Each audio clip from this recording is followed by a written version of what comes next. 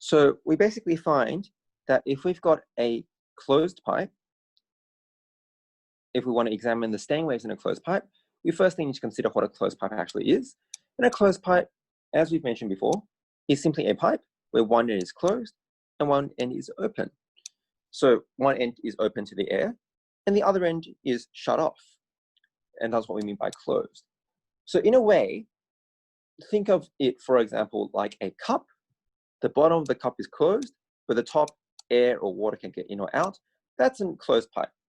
Or you can think of, for example, any sort of container, any beaker, any measuring cylinder, anything of that situation. You've basically got a pipe that's open on one end and closed on the other. So those are all closed pipes. Now, as we mentioned before, if it's open, then if we're thinking about a crowd and it's trying to get out, and so think about your air molecules as lots and lots of people trying to get out, and this part is open, this gives them the most freedom to move, which therefore means this side is an antinode. They can do whatever they want, right? But having said that, on this end it's closed. So think of it as if you've got a crowd and you're stuck against the wall, you can't go anywhere. As a result, on this side, what you've got is not an antinode, but what you've got is actually a node. So if you've got a closed pipe, one end is open and one end is closed, which means your open end is an antinode as before, and your closed pipe section is closed, so that's actually a node, and this will potentially change what things might look like, and let's examine it one by one. So let's start with a fundamental, and let's draw it a bit bigger here. And then, we'll start generalizing it as we've done before. But remembering that this here is an antinode, and this here needs to be a node, well then, I suppose, if we actually go ahead and draw our sort of diagram of, wave, it's going to look something like this. That's a possible wave, right? And that's probably the one with the lowest frequency or the longest wavelength. And, if we draw a miniature version of this out here, and then try and extend it so to give us a better understanding. So if we're doing this, then that means this wave kind of needs to go down and back up and back up. And this here is your wavelength, right?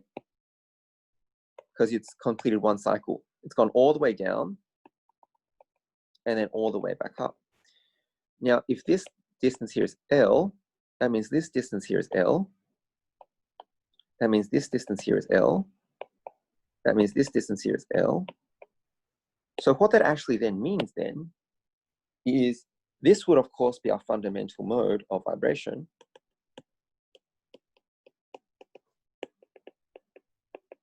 Again, it's going to be our first harmonic.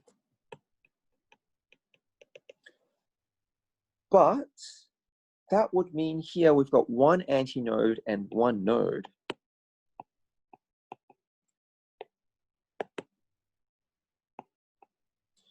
And this lambda 1, based on this diagram we've drawn down here, is actually 4L. And then, when we do F equals V over L, we're going to get V over lambda 1. It's going to be V over 4L. So you can see that the fundamental frequency of a closed pipe is already different, actual value, compared to the strings where it was V over 2L, or a open pipe which also was V over 2L. In this case, the fundamental frequency here is V over 4L, okay? So that's the first thing. Now let's examine what happens as we increase it.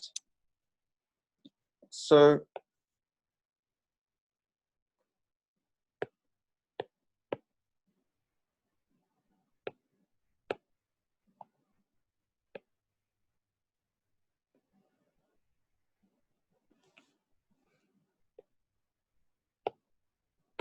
we've got a node here. We've got an antinode here. So first, first one was just this.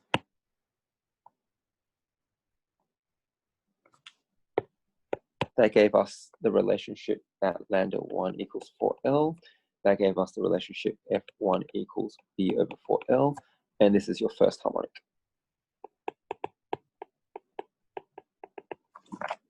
All right. But if we were to draw another graph like that, with the same requirements and same dimensions,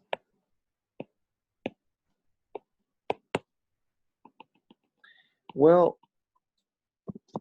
to draw this, we could kind of get them to cross in the middle, right? Now, if they cross in the middle, they might sort of do this sort of thing, but it's got to meet back in the middle here. So it might do this sort of thing, which means here we're going to have two nodes and also two antinodes. So we're going to have two nodes and two antinodes.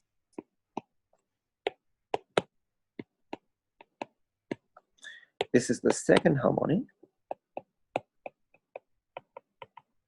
And that will, and if we kind of count, right, you can see that this is like 1, 2, 3. So we split this pipe into 3 sections, right? But if you kind of think about this sort of wave, this here is one wavelength, like this.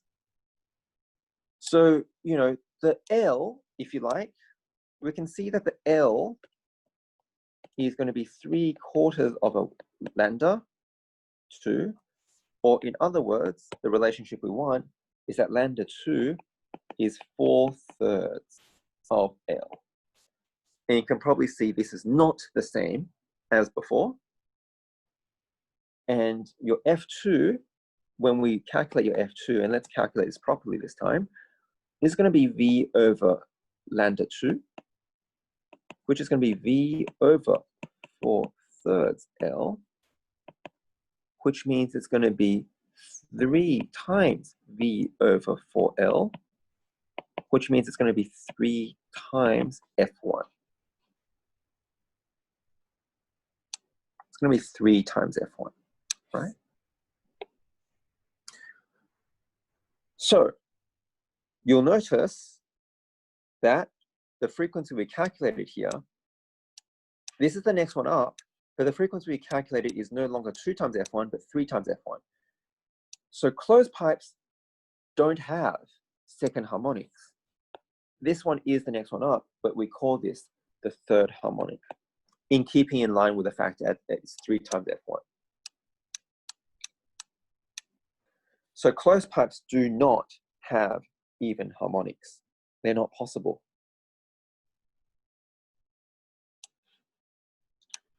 So if we then try to extend this out a bit more,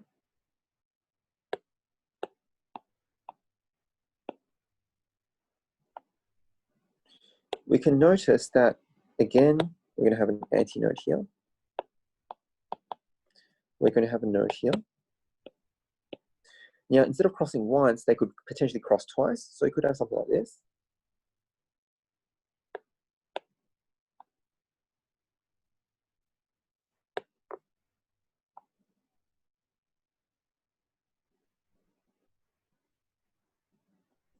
So you can have node and node here. So that gives you 3 nodes. And similarly, you can see 1, 2, 3 antinodes. Now, you can quite clearly see that you're splitting this into 1, 2, 3, 4, 5 sections, of which 4 of them make up a wavelength. So it's probably quite easy to see here that the wavelength here is going to be 4/5 of L. Now, we'll call this lambda 3, and then F3 would be, if you like, just to show you, there's going to be V over lambda 3, but that means it's going to be V over 4 over 5L, which means it's going to be 5 times V over 4L, which means it's 5 times F1. So that's why this is called the fifth harmonic.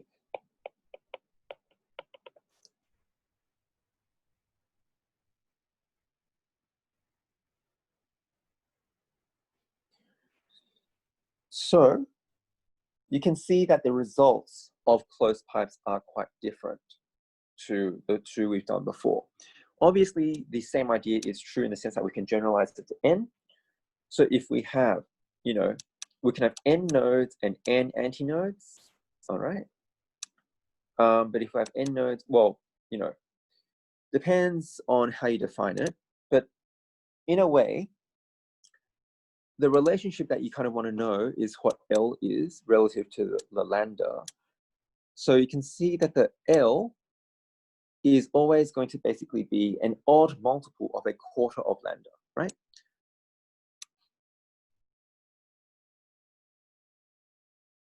Yeah.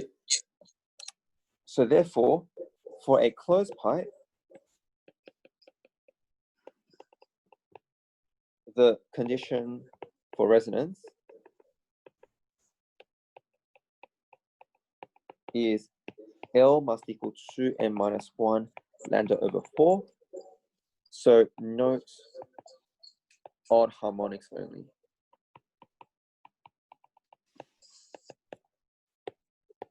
N is a whole number.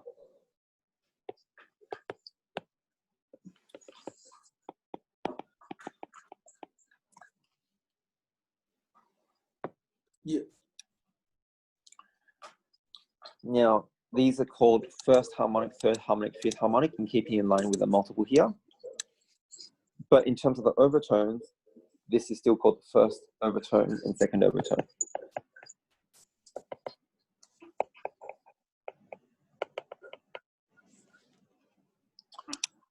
And this is how standing waves work in closed pipes.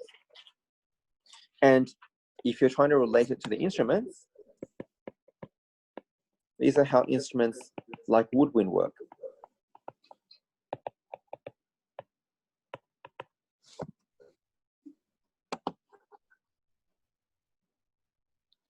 Excellent.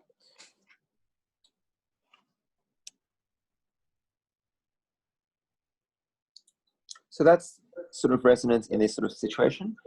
You might also want to consider the other things we've talked about, like beat and Doppler effect from the previous week.